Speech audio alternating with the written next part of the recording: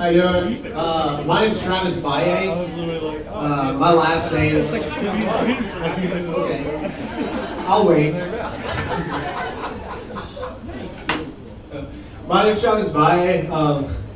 My last name is Spanish. It's hard to pronounce. It's Spanish for valley. Bolivia, actually, is where my family's from. Which, speaking of which, I should let you all know I am here illegally. Not immigration-wise. I'm supposed to be on house arrest. I actually almost didn't come out tonight because I've been living in a pretty dark place recently. Some of my friends say it's my own fault, it's the choices I made. Others say it's because I didn't pay my electric bill. I'm actually more skilled with musical performances. I'm actually a musician. I do a lot of gigs up in Harrisonburg. My first ever paid gig was at this place in Nova, this little music and arts cafe, and I was paid in tips, and I made $2. And oh yeah, my friend was trying to be reassuring. He's like, that's $2 more than you had before. But I said, yeah, but parking was $8.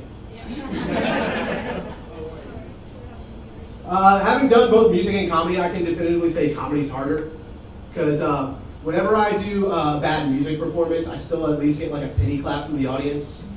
But if I tell a bad joke, the audience just silently stares at me with disappointment. That reminds me a little too much of my dad after Little League games.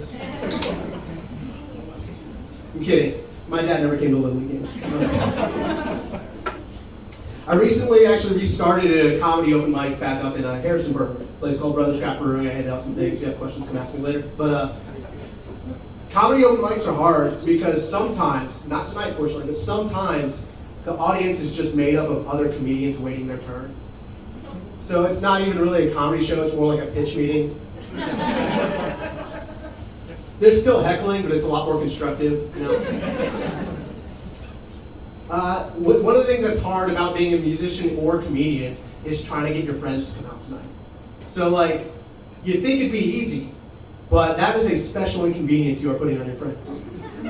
You basically have to go up to them and say, hey, you know all that material I've sent you and you've heard millions of times and constantly asking me feedback for? So how would you like to leave the comfort of your house on a weeknight, drive an Uber to a hipster brewery where they have a very limited selection of craft beer, sit through 1 to 2 hours of random performers with varying degrees of talent, all to hear a 5-minute set that you've already heard before? Does that sound like fun? I mean, one of the reasons comedy is hard too is is there anyone here who considers himself, or whoever considers himself like a class clown or the comedian at work? Well, let me ask you. So, a couple. So, think of it this way. When your coworkers describe you, would they say, that's the funny guy from work? Or would they say, that's the guy who tells a lot of jokes at work? You hear the difference? Think about it this way.